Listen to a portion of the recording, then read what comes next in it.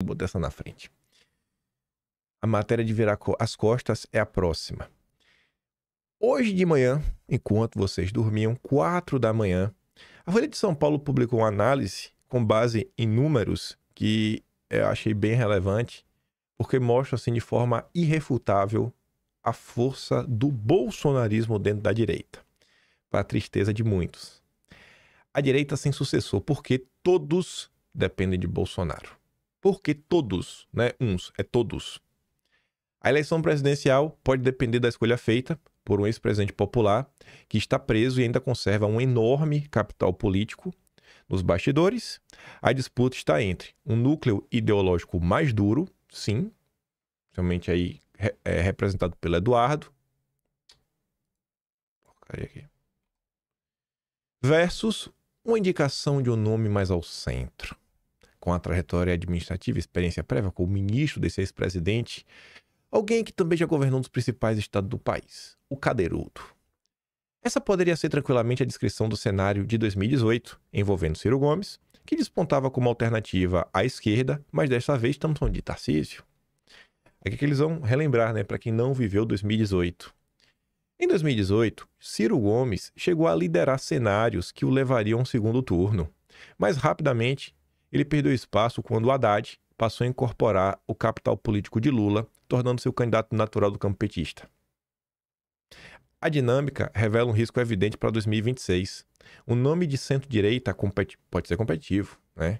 Só que pode simplesmente não se sustentar se não receber no momento decisivo a transferência explícita de apoio de Bolsonaro. Na semana passada, Flávio Bolsonaro acelerou os movimentos para se lançar candidato à presidência.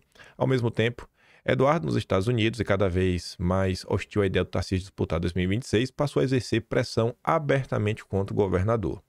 A sinalização de que apoiaria o irmão como alternativa reorganiza o campo bolsonarista e reabre a disputa pelo espólio político da família. A Palve analisou as mensagens publicadas ao longo de novembro em mais de 100 mil grupos públicos de WhatsApp. Pouca coisa, né? 100 mil grupos.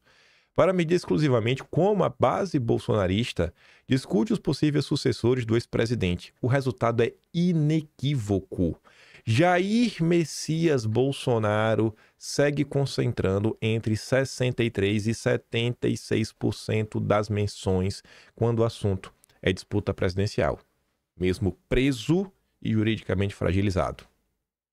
O povo não abandona o Jair de jeito nenhum, viu? O povo não abandona o Jair. Você vê aqui, né? Uns dias falam mais, uns dias falam menos dele. Aí no dia mais de baixa bate 63%, no dia de alta bate 76%.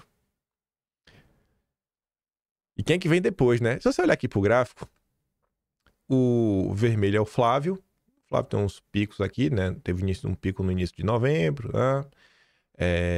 Aqui no dia 12, que foi o dia da sabatina do Gonê. Dia 13 foi a repercussão disso. Aqui agora no final de semana, quando lança a candidatura. No restante, olha esse azul. Eduardo Nantes Bolsonaro.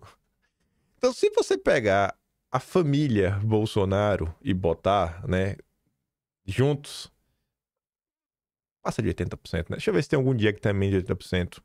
Cara, não tem nenhum dia com menos de 80%. Ó, essa linha aqui, ó. Vou até riscar pra vocês verem, ó. Nenhum dia representa menos de 80%, ó. Essa linha aqui, ó. Nenhum dia. Aí, esse amarelo sem cor, né? Boa cor até para representar, é o Cadeirudo. E azul escuro seria Michele Bolsonaro e azul claro, neutro. O espaço restante é ocupado quase inteiramente pelos filhos de Bolsonaro, especialmente Eduardo e mais recentemente Flávio, enquanto Michele, que é a figura mais fraca entre os nomes associados ao ex-presidente, aparece de forma residual. O Cadeirudo surge de maneira mais consistente do que Flávio e muito acima da Michele, mas ainda assim oscila entre 8% e 12%. Tarcísio é hoje o principal nome para herdar a direita sem o sobrenome Bolsonaro.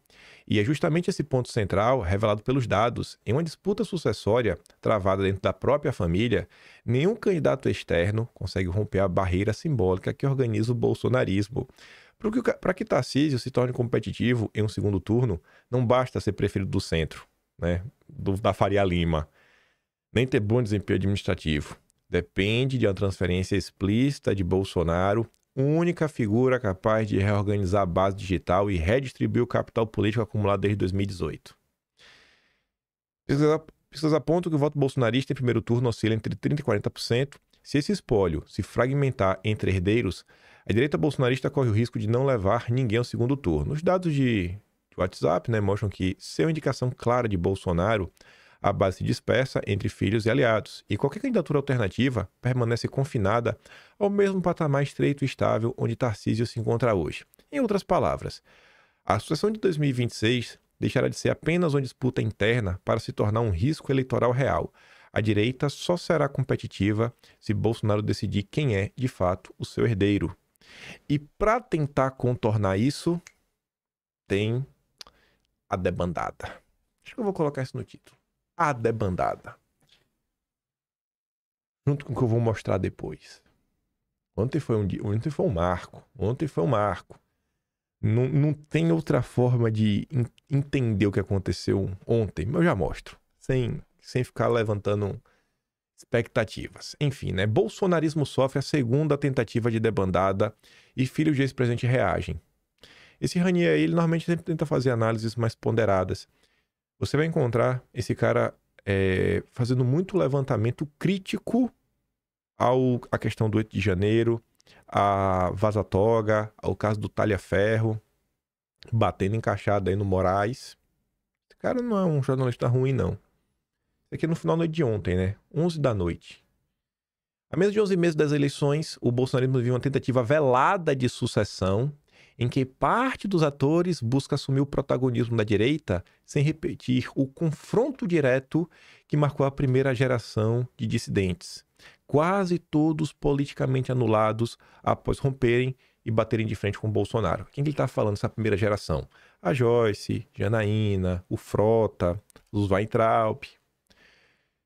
Se de 2019 a 2022, figuras como a Joyce, a Janaína, desabaram da casa dos milhões de votos para a insignificância eleitoral, após colidirem abertamente com o clã Bolsonaro, agora o novo movimento toma cuidado de manter a reverência ao ex-presidente, ao mesmo tempo em que se vende publicamente como figurino mais ao centro. Estão aplicando um Deltan Dallagnol, A união do Centrão e boa parte do empresariado e do mundo financeiro em torno do Tarcísio, chefiados por André Esteves, somada à articulação de colegas governadores de direita correndo por fora, compõe a face mais visível desse redesenho.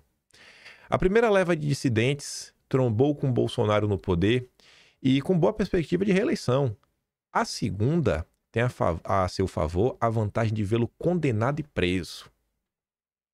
E vocês estão fazendo a festa, O Caio Junqueira, a gente mostrou no vídeo ontem, ele deixa claro, isso está acontecendo, gente. Essas pessoas estão torcendo para Bolsonaro ser preso. E mais do que isso, por eles, Bolsonaro, olha, não vou nem falar porque isso aí atrai coisa ruim. Essas pessoas não querem ver o bem de Bolsonaro de jeito nenhum. O atual modelo, que busca suceder a liderança do ex-presidente, teve a semente plantada na eleição da Prefeitura de São Paulo em 2024, quando Pablo Marçal quase desbancou o nome oficial do bolsonarismo, o prefeito Ricardo Nunes. Você vê que as pessoas estão percebendo o que está acontecendo. A imprensa já percebeu. Isso, inclusive, é uma análise, Você vê que essa análise da imprensa, ela pesa muito mais a favor do Bolsonaro. E vão lá, bolsonaristas. Abram um olho aí, viu? Pro que estão fazendo com vocês. De novo, estão fazendo o que fizeram lá atrás. Aí eu pergunto, o que está acontecendo ainda em Santa Catarina é sobre Santa Catarina? A Emília, dando esse chilique, é sobre Santa Catarina? O silêncio do Jorginho é sobre Santa Catarina? Ou sobre o futuro da direita? Poder seguir sem prestar contas para ninguém.